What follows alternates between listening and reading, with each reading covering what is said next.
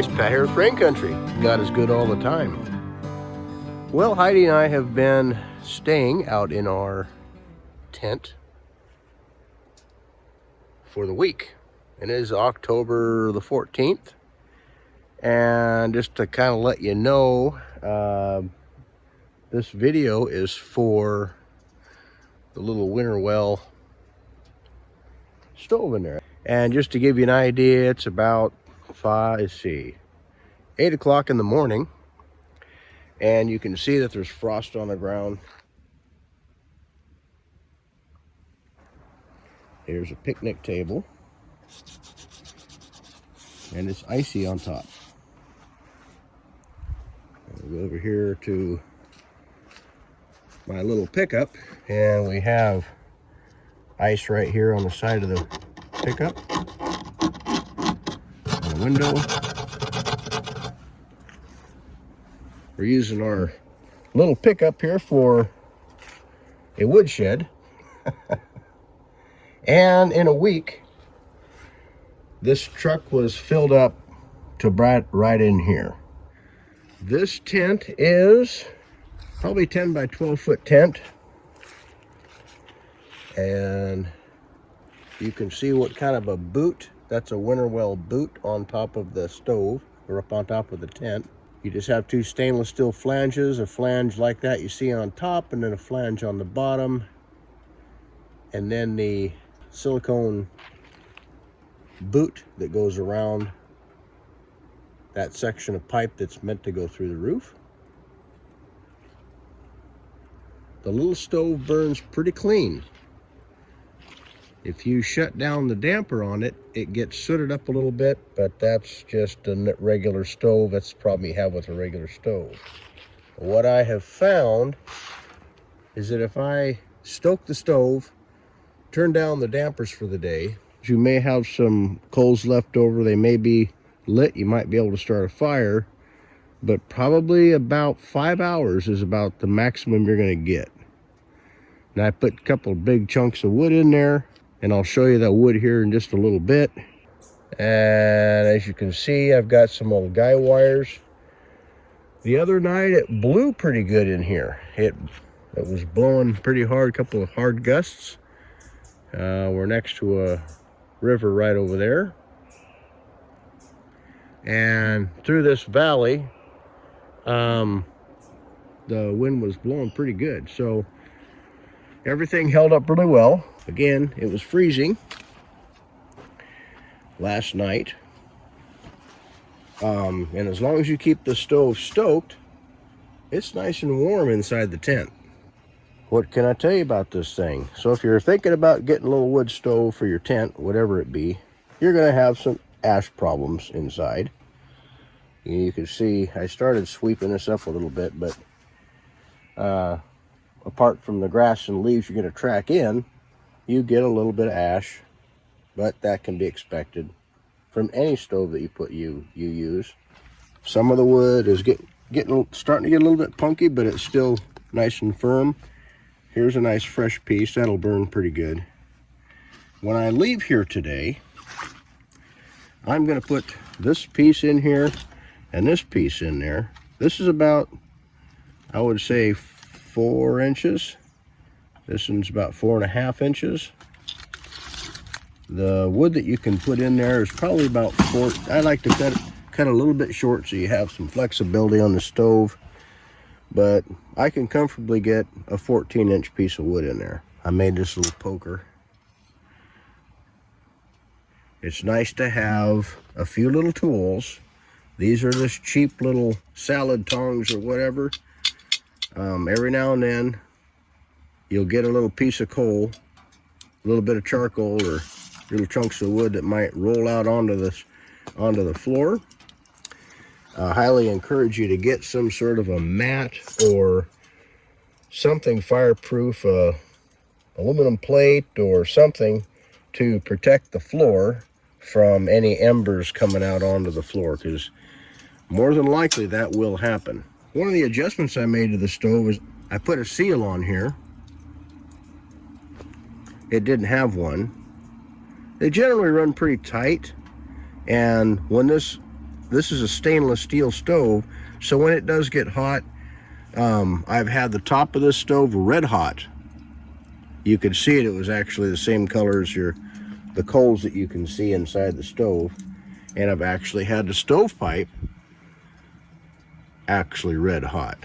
Let me go get me a tape measure and I can take some measurements on this. So they want you to have 4 feet of clearance all around the stove. As you can see, I only have maybe 8-10 inches of clearance right there. Probably 9-10 inches of clearance right there. And then you have the part that goes through the boot up above. Now I've had this, the top right here, actually orange right here. And then the belly of the stove down on the bottom, it being orange.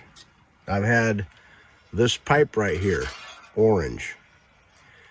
And of course I'm awake when all this is going on, and not having anybody in here but myself when I first did this, just to see if this thing would catch fire. Well, it didn't, as you can see. Now would I advise you to do it? That's on you. But any tent, it seems, of this size, you tell me, can you have 4 feet of clearance anywhere inside the tent and it be, being able to have any room to move anywhere? So if I came out 4 feet from that wall, that would put me about right here where my foot is. And of course, 4 foot would put me right here, right in the center of the tent.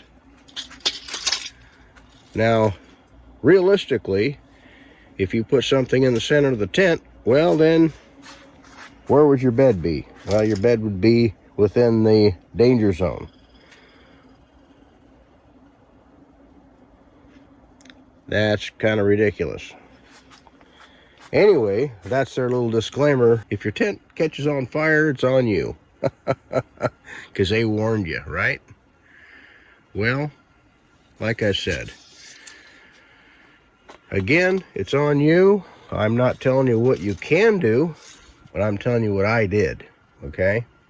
So whatever you do is on you and not on me. Because I was the idiot that actually put everything nice and close, tested it, and so far we haven't caught anything on fire. What I will tell you is that I got a little bit of a pinhole right here.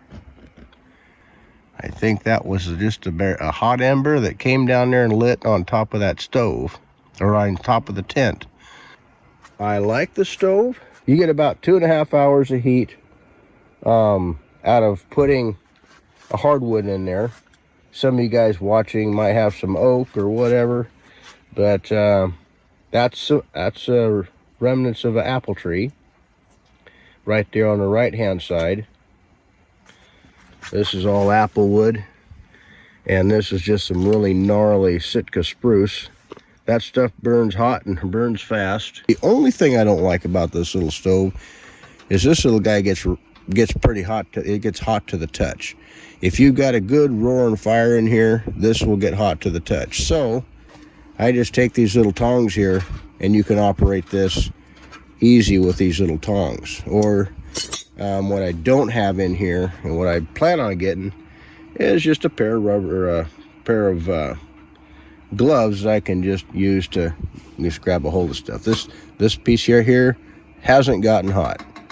When I put this in here, I lined the flanges up where I wanted everything to be, and then I just burnt holes through. I just held this stainless steel band up there, or flange, or what do you want to call it, up against the top of the tent, and just burnt a hole in through both of these all the way around. And then this is the second time I've set the tent up, and I was surprised how easy this went together. And again, I'll give you the dimensions here. This is basically 9 3/4 wide, 9.5 inches tall, and about 18 inches deep. So you can realistically put a 16-inch piece of wood in here, and I've done that, but I mostly just cut this stuff like 12 inches long, 12 inches long or shorter.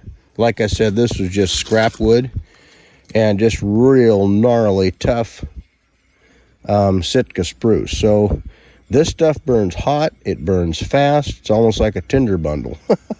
So I'm going to put a whole bunch of that in there.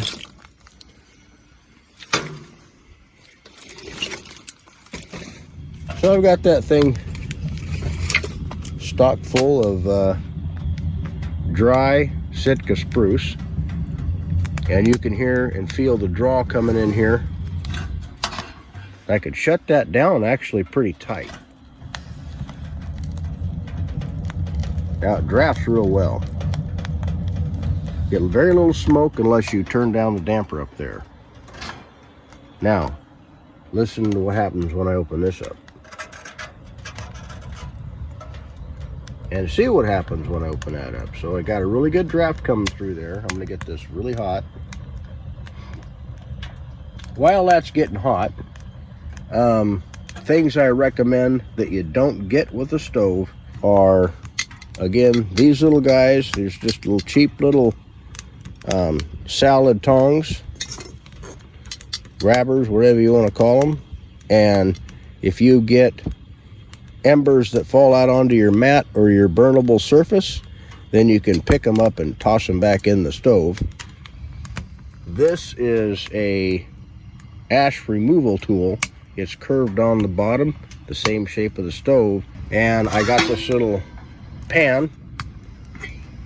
It's a stainless steel pan that I use for an ash bucket, and I can just rake the ashes into this little pan here and just, dump it outside in a safe spot. So I recommend you do that. I think we got this at a garage sale. It's actually a nice little pan, but you can wash it out and still use it for cooking. But yeah, I've used that maybe once a day. I try to rake out the excess ashes, keep it clean. When you buy the stove, you don't get the elbows. They actually sell those separately on their site, and so you can go through the wall or do like what I did. The tent is not, it's kind of angled on the side, so I wanted to step this out a little bit and get that away from the edge. I thought about poking it through that corner over there, but I thought, well, that's not going to work very well as far as getting everything fastened together. So I decided to go through the roof. I was wanting to go through the wall to prevent holes being in the roof. I kind of like the idea of going through the wall, so if any embers come down, they're less likely to make like a little pinhole up there like I see. I think that pinhole must be from hot ember. So here we got red hot on the stovepipe. You can see that stovepipe, it's red hot. Again, this is I think a 404 stainless steel. I'll close the stove door.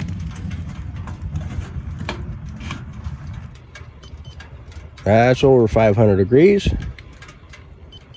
451, 471. Now it's cooling down. You can see it starting to dissipate the brightness on the discoloration. So it does go down pretty fast. That's 400 degrees. That's around 500 degrees. So let me slide my coffee pot over and we'll put this little oven on here. But this little oven actually just folds in and collapses on itself, so it gets smaller. And it's got some little trays in here. Another little tray up there where you can cook a biscuit in here, or bake a chicken, or whatever you want to do. This little stove is 10.5 inches deep, 12.5 inches wide, and 9 3/4 inches tall. And we'll shut the door, let it heat up. 456 degrees. Here's another little doodad I got. This is for cleaning out the chimney pipe. But if you get this thing rolling hot like this, like that red right there, it'll burn out all the soot. It'll burn out all the creosote. The other thing that I recommend is a little ABC fire extinguisher. I'll have to admit, I forgot it, left it at the house. So yeah, I don't have a fire extinguisher in here, but it's a really good idea to have one. What I like about this, I have another one of these little stoves, but it's not a Winnerwell. It's gosh, I can't remember the name of it. But the other one that I have has these little shelves that come off of the side of it, but they dip down and then come across. I like these because they come straight across, so you can take your coffee and just put maybe 1/4 of the pot or 1/8 of the pot on the surface of the stove, and it can keep it nice and hot, and you can still use the rest of the surface for cooking. So here we got this little stove. Again, we got the intake open clear up, and the temperature is rising pretty good on that gauge, and it's getting up there at around 350 degrees. To clean the ashes out of this thing, you can just drag at it, ashes back, just like that. Let's see if I can do this one-handed without catching something on fire. I got this fireproof mat that I got from Winnerwell too, so that's worked out really nice. I usually use one hand and put the pan just underneath the lip of that stove and drag the ashes, or the spent ashes. I just try to leave the charcoal in there, the coals in there. I just put the pan underneath the stove and rake that stuff back nice and carefully. I don't do it very fast because I really don't want to get ashes everywhere. So yeah, you can see how that works. So yeah, that's as high as I've had the stove. That's 350, and that's plenty enough to cook whatever you need to cook, bake, or whatever you want to call it. So what I plan on doing is stoking the stove. This is a solid piece of apple wood, and it's 5 inches in diameter, 4.5, 5 inches. And that'll comfortably fit in a stove that's burnt down quite a ways. I'll put that big guy in there and see if I can put some stuff around it, because I'm going to go ahead and leave this for the day and see how it does. Now I'm just going to shut this down. Now what that's going to do, that might even go out as far as I know, but this is the first time that I've actually shut everything completely down with fresh wood in there. But what that's going to do is it is going to soot up. It's going to get creosote in the chimney. And we're going to see this evening how well this will hold a fire. Let's see if I could, in this afternoon or this evening when I come back, see if we can start a fire with just what's inside the stove. This is as shut down as the stove's going to get. Again, stove gasket, intake is shut off. The damper is down on the chimney stovepipe. And I'll take this stuff out and just dump it. So yeah, that's the Winnerwell Woodlander wood stove. The little feet down here, they fold up so you can carry it around. These obviously fold in. They act as handles. You can carry the stove around. As far as a wood stove's concerned, it's quote-unquote light, but all made out of stainless, so it's not going to burn out. Really happy with it. Well, I hope you found this video useful, and informative. And I hope if you guys are searching for a stove, you can definitely consider this one. It's a good one. I've had that for a couple of years now. This has been the real first good camping test that we've had for this stove. It's been about a week that we've utilized it, so I can honestly say that we've put it through the test. Anyways, thanks for watching. Take care and God bless.